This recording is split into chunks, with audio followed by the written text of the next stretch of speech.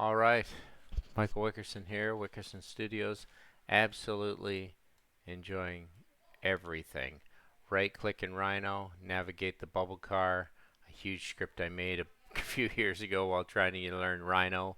But the biggest thing here is with this Grasshopper script, grab all of your geometries, pop it in here, go into Speckle, grab yourself a stream, and send it out to the world because anybody can receive it from that data.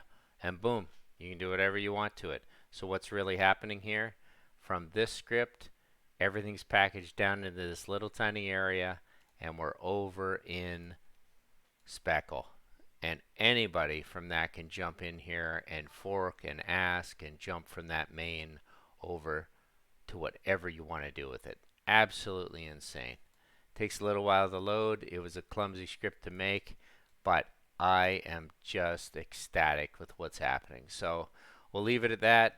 I'll get going. Anybody who wants to collaborate online, of course, I want to push this into Hops servers and update things and go the full extent of everything I've done. But this is the most basic example of taking this model um, and having fun. I just have to remember to click right and left.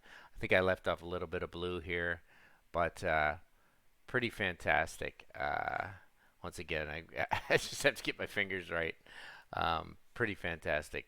Orbit in Rhino with your right click, come back over the speckle and orbit with your left click. And with this, you can add comments, you can add gumballs, you can slice through things, you can take a look at what's actually been built, you can add comments. Just absolutely amazing. So I'm going to do fiery hot, right on, which is my favorite saying, and I think I missed it. Um, yeah, it's just insane.